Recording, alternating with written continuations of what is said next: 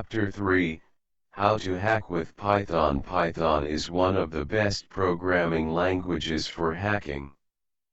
This language is easy to learn and powerful enough to satisfy all of your programming needs. In this chapter, you'll learn the basics of Python. You will know how to launch it, how to write codes with it, and how to compile it. Important note, this chapter assumes that you are using Kali Linux, an operating system that is created for hackers. Kali Linux contains hundreds of built-in hacking tools that you can use to test your systems or attack other networks. In addition, this OS is completely free. To download Kali Linux, please visit https://www.kali.org/downloads. Screenshot of the Kali Linux OS. How to get Python modules. An excellent benefit of using Kali Linux is that it comes with a pre-installed version of Python. That means you can start writing codes without downloading anything. The default modules and language library of Python allow you to perform a wide range of activities. For instance, the ready-made version of Python has exception handling, file handling, math and number modules, and data types. Python's built-in tools and components are enough to create effective hacking tools. But you can enhance the effectiveness and flexibility of this language by downloading additional modules from third-party sources. These extra modules are the main reason why many hackers choose Python for their programming needs. If you want a complete list of all the available third-party modules for Python, visit this site, http://pypy.python.org/pypy. Installing a module. Just like other Linux systems, Kali Linux requires UGit when acquiring new files or programs from the internet. This command downloads your chosen file or program from its respective repository. Then, you have to decompress the downloaded module and issue the following command, python setup.py install. Let's assume that you want to download map, a Python module, from www.xael.org. To get this module, you must 1. Turn on your Kali Linux computer. 2. Launch a terminal, the small window that takes user inputs. 3. Type the following code, Kali UGit http://zail.org/norman/python/python map/python map 0.3.4.tar.gz4. Extract the file by typing Kali tar xzf python map 0.3.4.tar.gz. 5. Access the directory you created by entering Kali cd python map-.03.4/6. Issue the code given below to finish the process, Kali python setup.py install 7. If you did everything correctly, your terminal should look like this. Congratulations! You successfully installed a Python module on your Kali Linux computer. Now, you can use the said module for your hacking activities. Important note, this is the method that you must use to add more modules to your operating system. It might seem long and complex at first. But once you get used to it, creating a large collection of third-party modules will be a walk in the park. How to write Python scripts. In this part of the book, you'll learn how to write codes using the Python language. It will also explain the fundamental terms, concepts, and syntax of Python codes. Read this material carefully, it will help you become a knowledgeable programmer and hacker. Important note, you need to use a text editor when writing codes. Kali Linux has a built-in text editor called LeafPad. As you can see, Kali Linux contains everything you need to hack computers and systems. Proper formatting plays an important role in the Python language. The interpreter of Python groups codes based on their format. Keep in mind that consistency is more important than precision. You don't have to follow strict formatting rules. You just have to be consistent with the format you are using. For example, if you'll use double indentation to differentiate a code block, indent each line of that code block twice. Forgetting this simple rule can lead to error messages and slash or failed attacks. How to run a Python file? Nothing beats active learning.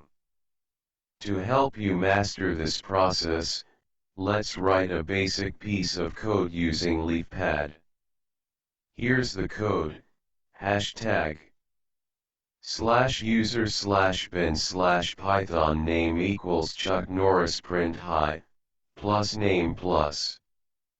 Save the file as sample.py. This code consists of 3 lines. The first one triggers the interpreter of Python. The second one creates a variable called name and sets a value for it. The last line concatenates the word hi with the user's input and inserts an exclamation mark. At this point, you can't execute the code yet. You must give yourself the permission to run it first. In Kali Linux, the command that you should use is chmod. Important note, to learn more about Linux permissions, please check this site, https://www.linux.com/learn/understanding-linux-file-permissions. The code that you must type is chmod 755 sample.py. After issuing that command using a terminal, your screen will show you this, hi, Chuck Norris. How to add a comment? You can add comments to your Python codes. In programming, a comment is a word, sentence, or paragraph that defines what a piece of code can do. It doesn't affect the functionality or behavior of the code itself. Adding a comment to your codes isn't required but nonetheless advised. Comments will help you remember important information regarding your codes. Obviously, you don't want to forget the internal mechanisms of your own programs. The interpreter of Python skips each comment. That means the interpreter will jump over words, sentences, or paragraphs until it finds a legitimate code block. In Python, you need to use hashtag to set a single-line comment. For multi-line comments, you must type 3 double quotes. These symbols must appear at the beginning of your comments. Here are some comments written in the Python language. 1 hashtag hi, I'm a single-line comment. 2 hi, I'm a multi-line comment. Modules with Python, you can divide your codes into separate modules. You must import a module in order to use it. When importing a module, you will access the classes, methods, and functions. You'll learn about these later. that are present inside that module. This feature is one of the major reasons why Python is the preferred computer language of computer hackers. Object-oriented programming. At this point, it's important to discuss object-oriented programming, or OOP.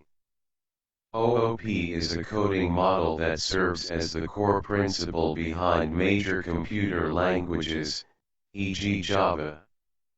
You need to understand OOP if you want to be a skilled hacker. The components of an object. Each object has methods, things it can do, and properties, states or attributes. OOP allows programmers to link their activities with the real world. For instance, a computer has methods, e.g. turns on, accesses the internet, launches applications, etc., and properties, e.g. available space, processing speed, brand, etc. If you'll think of OOP as a human language, objects are nouns, methods are verbs, and properties are adjectives. Each object belongs to a class. A computer, for example, belongs to the class called machines. Machines is the class, computers is a subclass, and laptops is a subclass. An object gets the characteristics of its class. Variables. Variables point to information that exists in a computer's memory. In Python, this memory can keep different pieces of data, e.g. strings, lists, integers, booleans, dictionaries, real numbers, etc. Variable types act like classes. The script you'll see below shows some of these types. Launch a text editor and type the following code, hashtag usr/bin/python/sample string variable equals. This is an awesome variable. Sample list equals 10, 20, 30, 40, 50. Sample dictionary equals example, hacker, number, 23. Print sample string variable. After running that script, you will see the following message on your screen.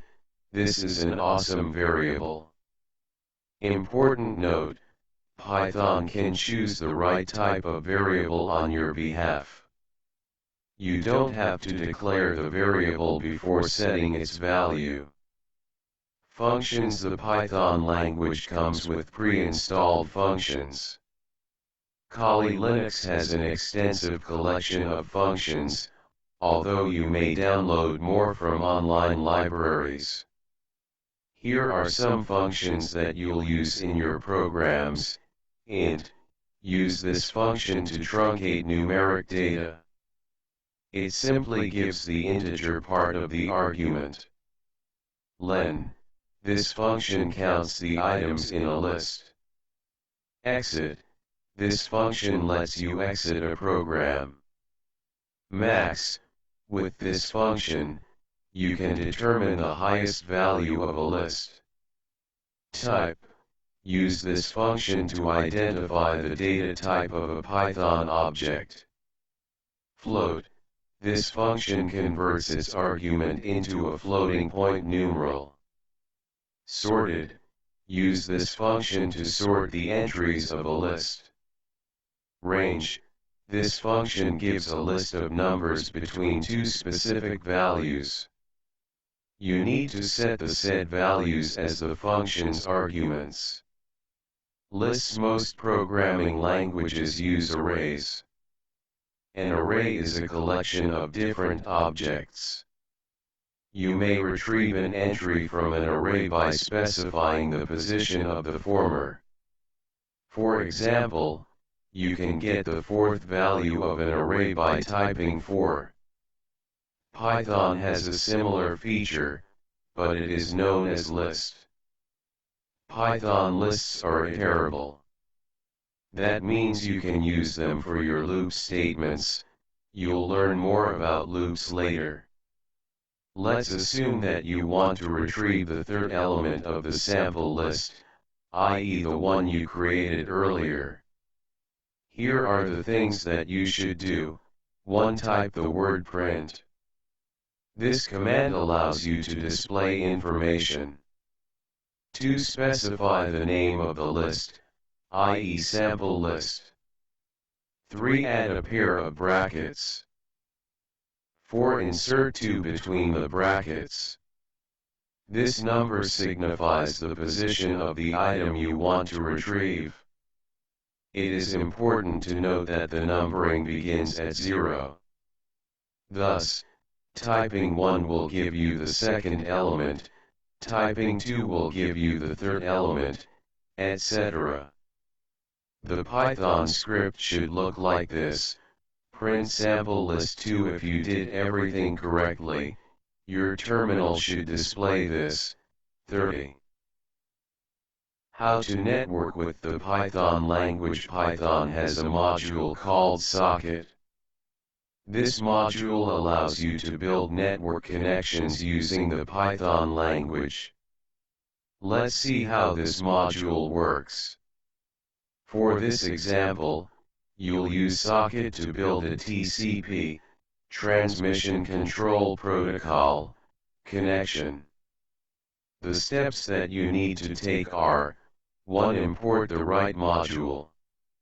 2. Create a variable that belongs to a class called socket. Set practice as the variable's name. 3. Use the method named connect to establish a connection to a port. The actual process ends here. The remaining steps will show you some of the things you can do after establishing a connection. 4. Use req to acquire 1024 data bytes from the current socket. 5. Save the information in a new variable called sample. 6. Print the information inside the sample variable. 7. Terminate the connection. 8. Save the code as sample socket and issue mod. Your code should look like this. Hashtag /bin/env python import socket practice equals socket.socket practice.connect 192.168.1.107 22 sample equals practice.req 1024 print sample practice.close. Run that code and link your computer to another one using the 22nd port. If SSH, Secure Socket Shell, is active in that port, you will get the banner of the second computer into your sample variable. Then, the information will appear on your screen. Basically, the code you created is a banner grabber.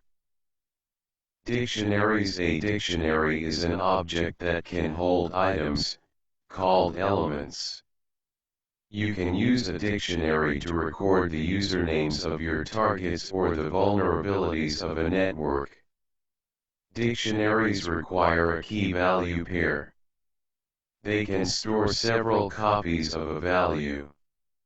However, each key must be unique. Like a Python list, a dictionary is iterable. You can use it with your for statements to create complex scripts. In addition, you may use a dictionary to create your own password crackers.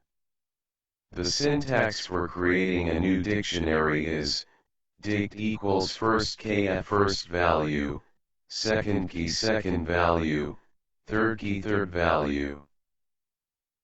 Control statements. Computer programs need the ability to decide.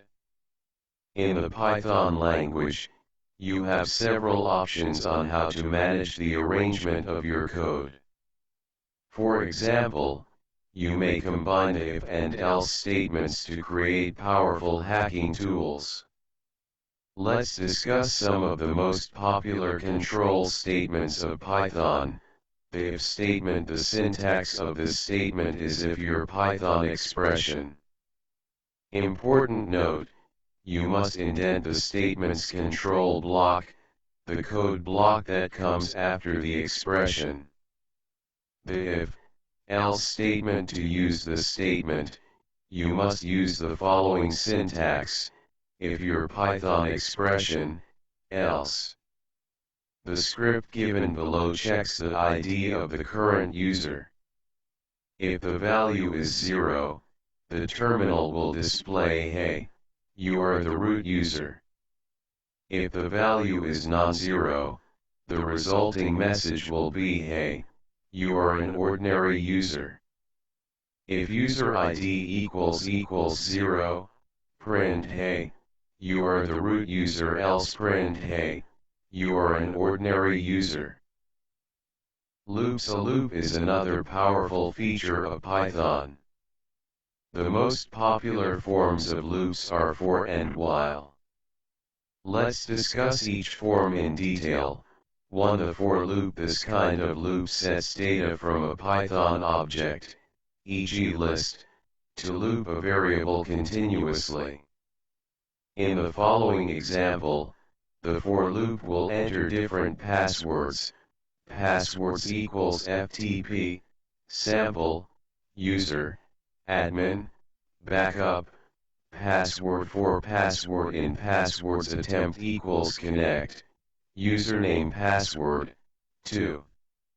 The while loop. A while loop checks the value of a Boolean statement and executes a piece of code while the value of the statement is true. Keep in mind that Boolean statements only have two possible values: 1, true, or 2, false. How to create a password cracker. At this point, you've learned many things about the Python language. Let's use that knowledge to create a hacking tool, a password cracker. The program that you will create is designed for FTP, File Transfer Protocol, accounts. Here are the steps. 1. Launch a text editor. 2. Import 3 modules.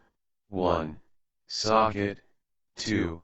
Re, and 3. SYS. 3. Generate one socket that connects to a specific IP address through the 21st port. 4. Create a variable. 5. Generate a list named passwords and fill it with various passwords. 6. Write a loop to test each password. The process will continue until all of the passwords have been used or the program gets 230 as a response from the target FTP server. The code that you must type is #usr/bin/python import socket import re-import sys-def connect, username password sample equals socket.socket, socket.af_inet, socket.sock_stream, print asterisk checking plus username plus colon plus password sample.connect, 192.168.1.105, 21, data equals sample.req, 1024, sample.send, user plus username plus \r\n, data equals sample.req, 1024, sample.send, pass plus password plus \r\n, data equals sample.req, 3, sample.send, quit \r\n.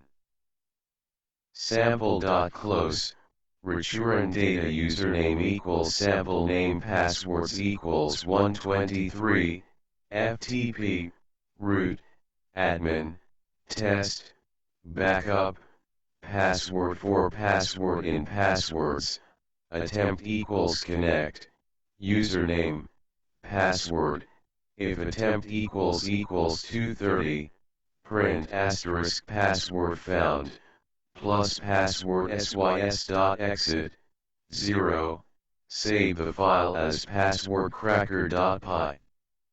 Then, obtain the permission to execute the program and run it against your target FTP server. Important note, the code given above isn't cast in stone. You may modify it according to your preferences and /or situation. Once you become a skilled Python programmer, you will be able to improve the flexibility and effectiveness of this password cracker. Chapter